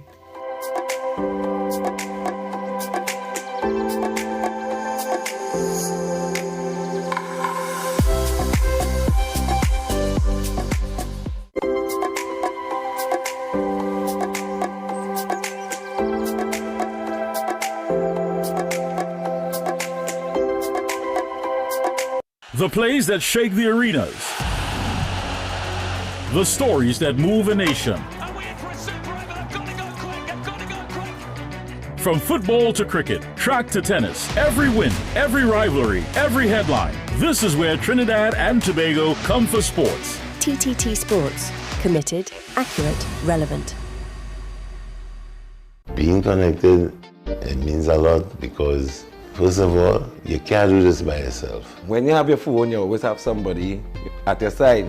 I could call for help, anything going on, you know. You know, I'm giving children the opportunity to experience outside of their neighborhood. Digicel is kind of a comfort, you know, you feel good that people in your lives are always able to be contacted.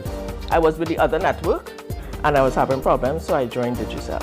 And I never regretted it. When it matters, we're there, reporting the news as it happens, because your world can't wait. TTT News, nightly at 7. TTT News, committed, accurate, relevant.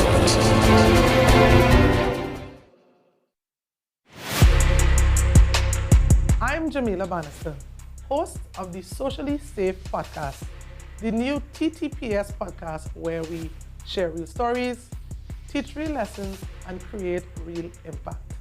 From online safety and youth crime to community policing and personal responsibility, we go beyond the headlines and talk about what's happening in our communities with the officers and experts who are on the front lines.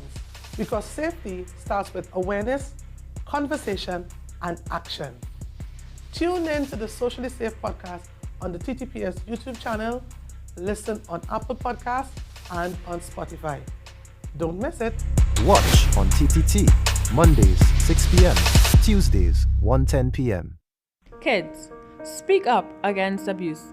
It is not acceptable for you to be abused in any manner. From your parents, family members, or peers. You have the right to refuse the abuse. Report it to anyone. Guidance counselors, doctors, teachers, or even your neighbors. Anyone who can help. Speak up against abuse. Speak up. Speak up. Speak up. Speak up. Break the silence. Child abuse is one secret you should never keep. I'm Renee Sion with another edition of Caribbean Week in Review.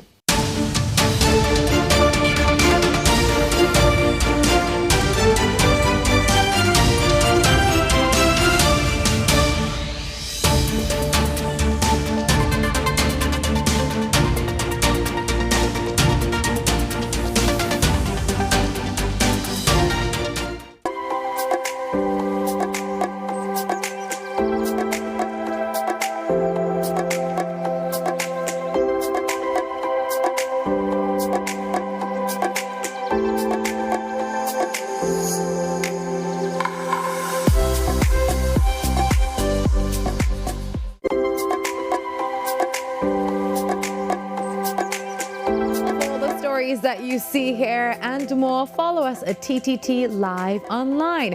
And if you want to contribute to the show, maybe you have a story idea, you have a press release, or you want to collaborate with us, we'd love to hear from you. Send us an email at tttoday@ttt.co.tt and you can be a part of the conversation that's shaping our nation. Trinidad and Tobago Today, all the news you can trust, and of course, the stories that matter. Well, do let us know. Send us a message, send us an email, comment under our live stream on Facebook or YouTube. Let us know what's the situation like on the roads with that maxi taxi disruption. Remember, the PBR is open until 11:59 p.m. today. Again, that's 11:59 p.m. So we hope that your travels are nice and smooth and easy this morning. Well, continuing with the show, fitness and endurance are about to be tested in a major way as Trinidad and Tobago prepares to host its very first international standard obstacle course race. It's called the Powerade Goliath Games. Well, the event takes place on June 7th at the Santa Rosa Racetrack in Arima, and it is designed to encourage people of all fitness levels to get active while experiencing a world-class obstacle course challenge. Well, joining me now is the founder and race director of the Powerade Goliath Games, Carrie Kim Curtin, whose own journey with type 1 diabetes and competitive obstacle racing inspired the creation of this event. Good morning. Good morning. How are you? I'm doing well. So, Powerade Goliath Games. Now, if someone hasn't heard about this, what exactly is this? All right. So, the Powerade Goliath Games is an obstacle course race. Obstacle course racing is different from your regular just running and different from any other kind of physical activity. It includes running as well as different things like jumping, crawling, climbing, pulling, pushing. So it's a lot of different disciplines that you're going to have to be able to achieve and overcome to be able to finish this race. Yeah, now it is the first international standard OCR event. Yes, well, we put that tag, to try to set a standard for something that we want to change in Trinidad and Tobago. There are other obstacle course races that happen in Trinidad, but usually they're somewhere off in the bush, somewhere far, and they have all the obstacles in one place, and then you go and do a long run and come back and do some more obstacles. Okay. So our race is totally different from that. From my experience of going to do races, in North America, they usually have a lot more obstacles along the course rather than having them all in one place and then I run and come back. So on the Santa Rosa racetrack, we were able to, build that kind of obstacle course race. So it's going to be a bit of running, obstacle, a bit of running, and more obstacles. Now, your personal story is incredibly inspiring for those who may have been following you for quite a bit, or we'll talk about it this morning so that they can know. You were diagnosed with type 1 diabetes at the age of 8. Yes. Yeah. So maybe just 15 years ago. Don't ask my age. Okay, it was just the other day. Just the other day. So how did that journey really shape your vision for the Goliath Games and for all that you do right now? Well, because of that, so I've always had to be very, continue with physical activity throughout my entire life because, I basically have to. So it ended up leading me to become a fitness instructor. And then before the pandemic, I seriously thought I could go away and be an international obstacle course racer. So I went to a number of events around North America. But to be honest, those guys out there really put me in my place. So I realized that maybe the racing is not for me, so I'll go behind the race and maybe put on one.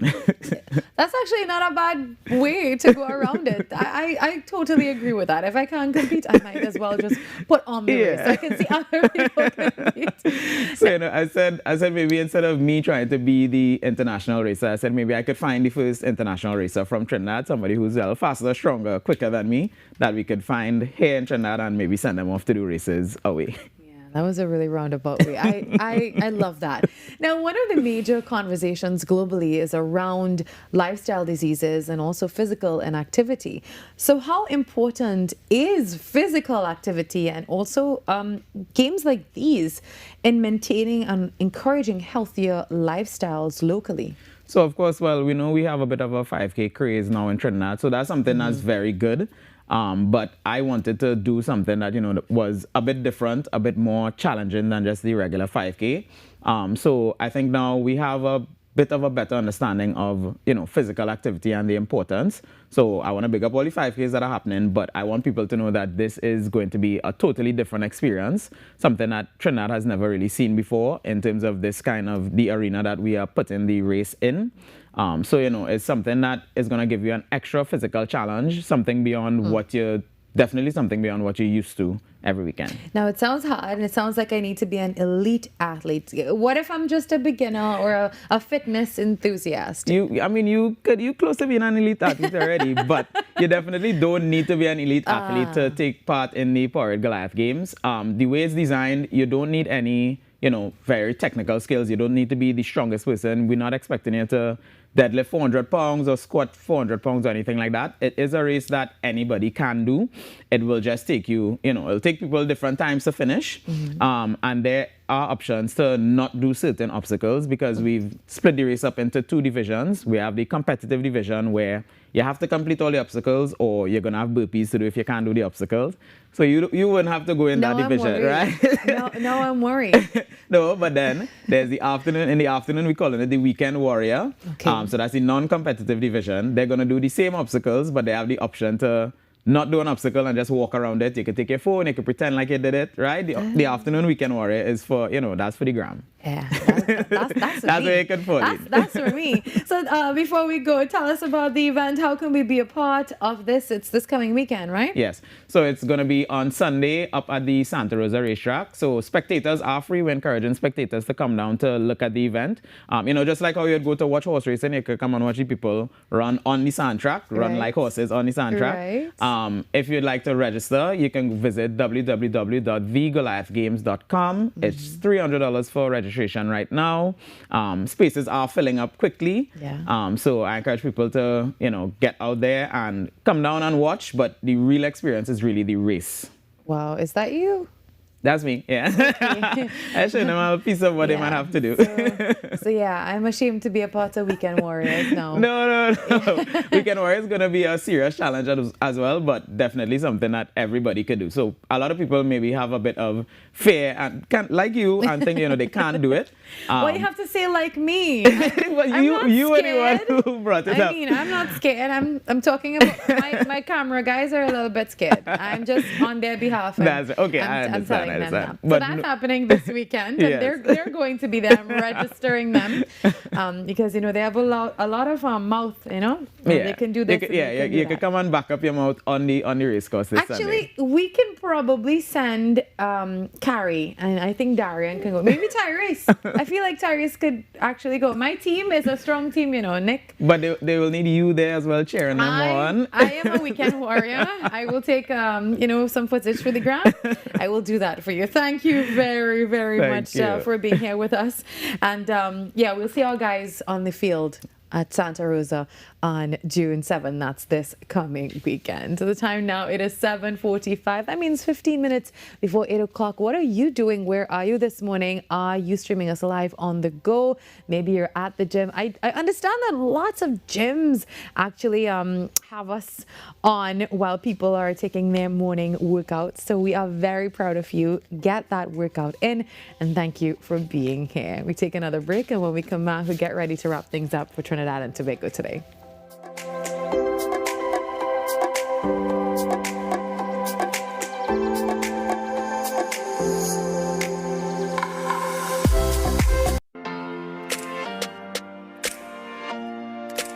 Hi everybody, I am Leah. And I'm Dion. And we are The Duncans. Listen, we're here to tell you about a project the Lord has given to us called the Marriage Confessional. It is geared toward married couples, those that are on the road to marriage, and those that want to get married one day. So join us on TTT and on Facebook and YouTube at TTT Live Online. The Marriage Confessional, only on TTT.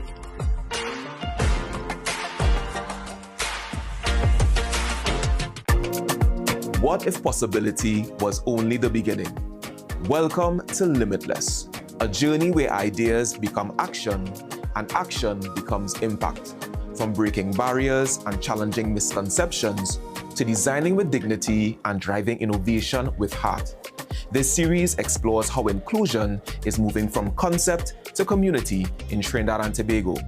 Across each episode, we meet the change makers and everyday leaders turning challenges into opportunity, building real solutions that change real lives, from possibility to impact.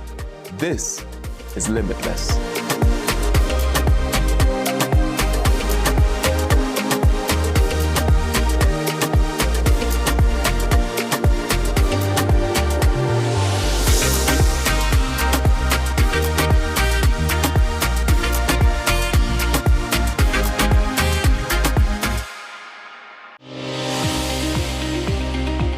There are a number of risk factors for heart disease, so a lot of attention has to be put towards preventive cardiology.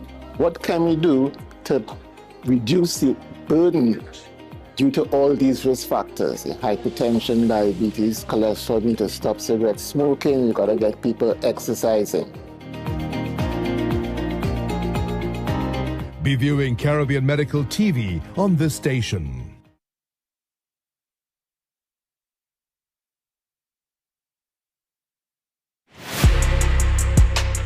I'm Jamila Bannister, host of the Socially Safe podcast, the new TTPS podcast where we share real stories, teach real lessons, and create real impact.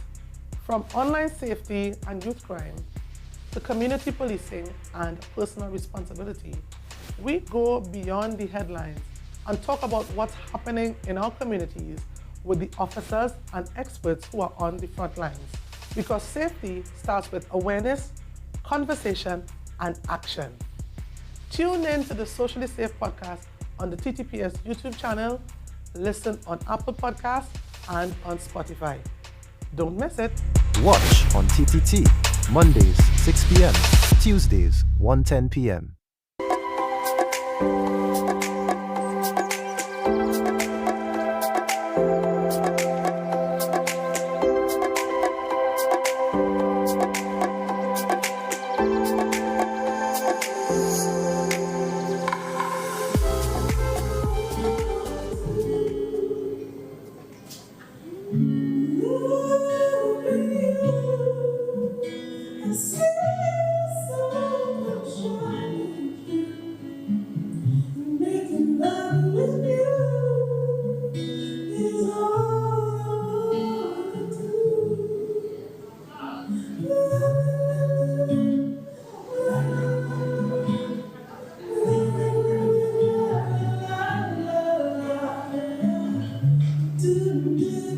Singer and performer Anelia is set to bring audiences an evening of soulful melodies and timeless classics with notes of jazz on June 7th. Blending influences from jazz, classical music, and musical theatre, Anelia continues to carve out a unique space within Trinidad and Tobago's live music scene.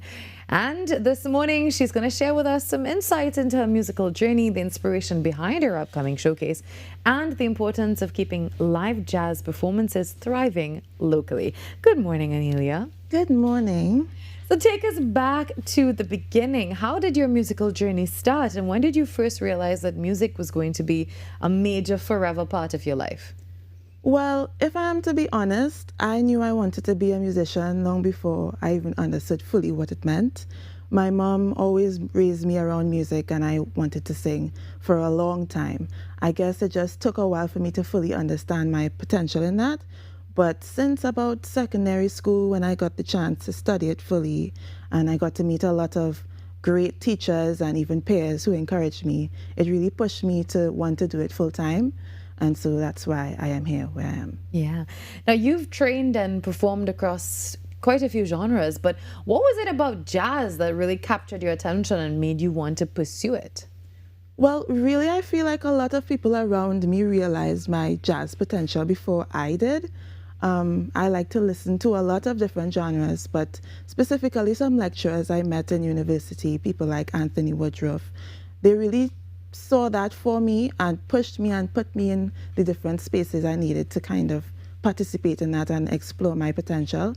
And since then, I've taken the initiative on my own to host shows like the one I'm hosting on the 7th of June to really just explore that and have fun with the genre. Yeah. Now, how long have you been performing professionally, and what have been some of the key moments that really shaped you as an artist? I have been performing professionally for about 3 years.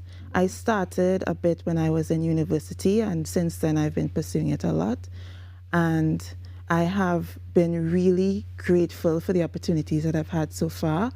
And I'm really excited to continue exploring that. Yeah.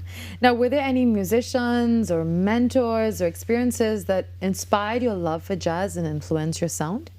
I will definitely say again Anthony Woodruff. He made it a point to put me in places to sing jazz music, even when I didn't necessarily see the merit in it for myself. And I also have had a lot of support from my parents.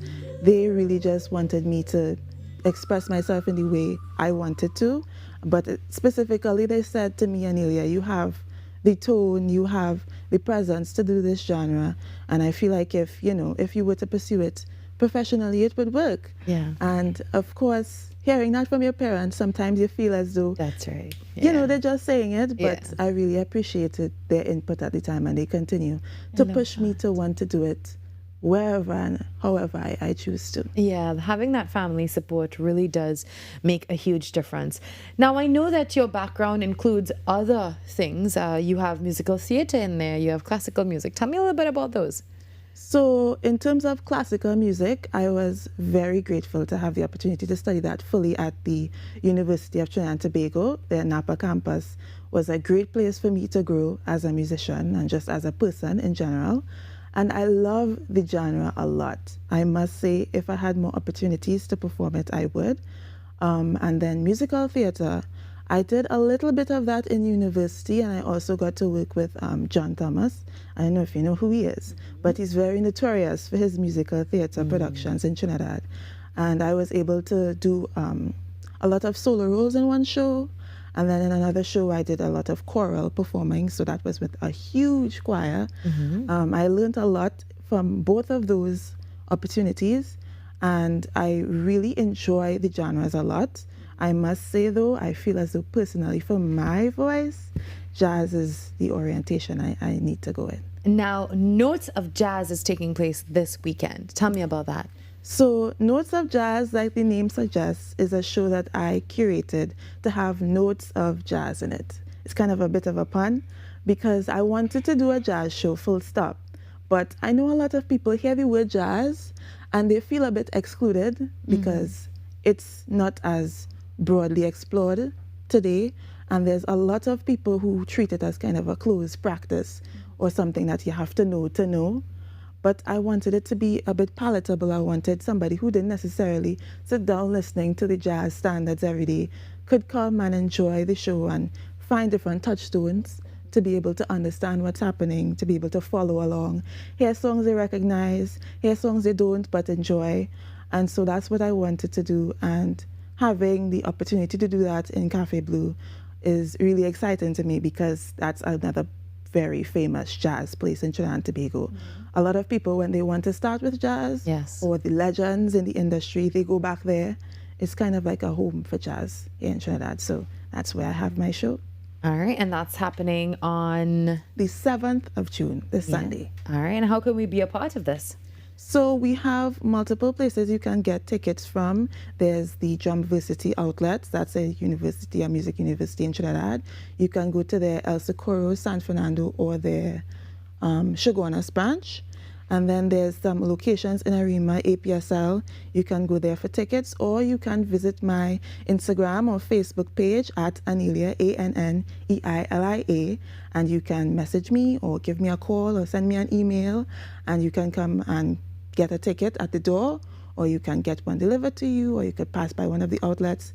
But there's a lot of ways you can get it. I'm really hoping that a lot of people show up. Because we're, again, open to everyone, and it's really just a universal experience I want to curate. All right. Thank you very much, Anelia. Well, we saw some and listened to some amazing vocals by Anelia this morning, and that's how we end the show as well. We see it tomorrow where we do this all over again, 6 to 8 on Trinidad and Tobago Today. Have a beautiful day, everyone. We see you. Bye-bye.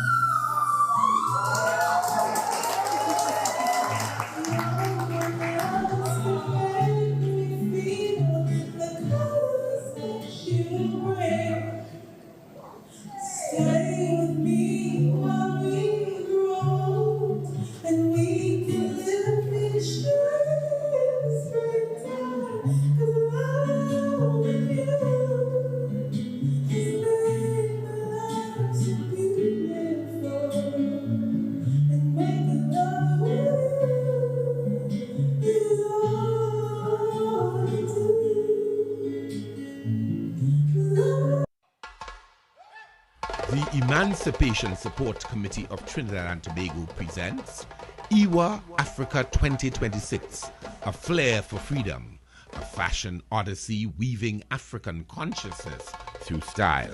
Directed by Richard Young at the Winifred Atwell Auditorium, Queen's Hall, St. Anne's. Sunday, 7th June 2026.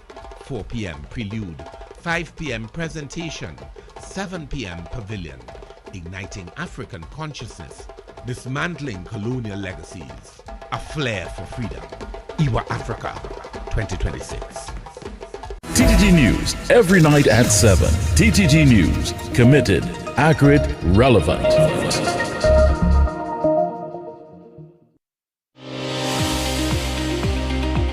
There are a number of risk factors for heart disease, so a lot of attention has to be put towards preventive cardiology. What can we do to reduce the burden due to all these risk factors? Hypertension, diabetes, cholesterol, need to stop cigarette smoking, you gotta get people exercising. Be viewing Caribbean Medical TV on this station.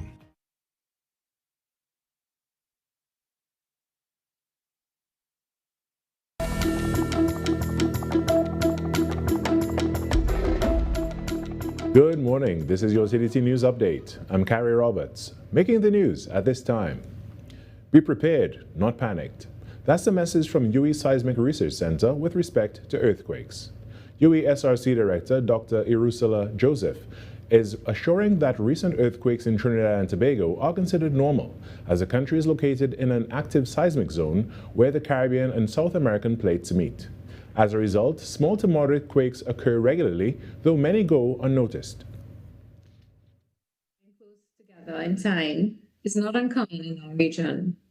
We are seeing a release of stress along active faults within a broader Caribbean, South American plate boundary on which, the Lesser Antilles sits. So the key point is that the occurrence of multiple felt earthquakes over a short period does not automatically indicate that anything unusual or alarming is happening. She says it's integral to understand how to respond during a seismic event, knowing what to do, such as staying calm, seeking safe cover.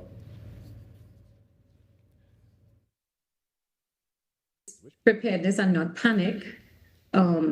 There are several things that you can do during an earthquake in terms of protection of yourselves. Mainly, you look for somewhere solid, or to if you're near a desk or a bed, or where you the DCH is the three things that we say: drop cover, and hold on. Dr. Joseph advises that after an earthquake, one should check for injuries, limit phone use to emergencies, and watch for hazards like gas leaks or structural damage. In other news, Minister of Works and Infrastructure, Jerlene John, has described the Trinidad and Tobago Revitalization Blueprint as a forward-looking commitment, stressing that resilience must be integrated into every stage of infrastructure development. Speaking at the Trinidad and Tobago Disaster Risk Management Conference and Expo on Monday, she noted that sustainable growth cannot be achieved with fragile infrastructure.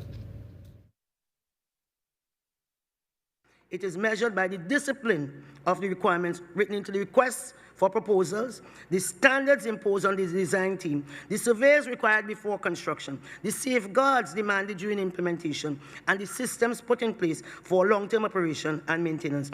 That is where policy becomes engineering. That is where vision becomes bankable, buildable, durable, and where we bridge knowledge and action. The minister added that the blueprint also prioritizes the use of nature-based solutions where they are technically appropriate, economically viable, and environmentally sustainable.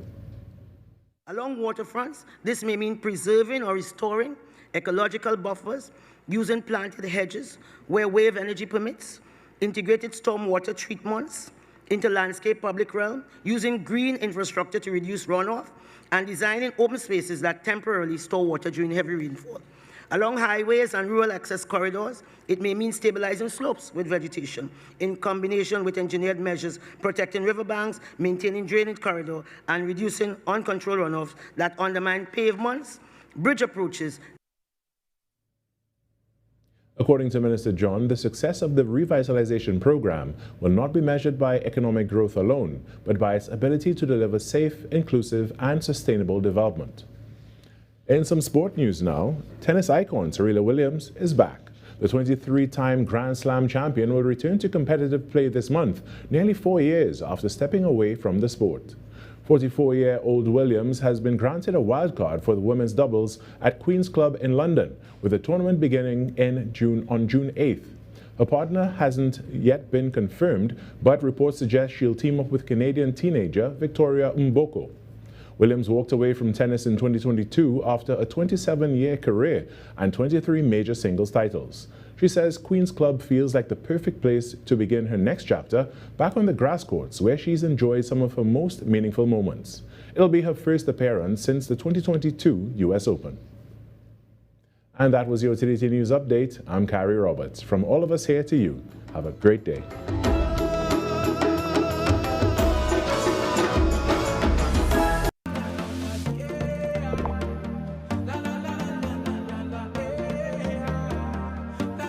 This is TTT. Live for local.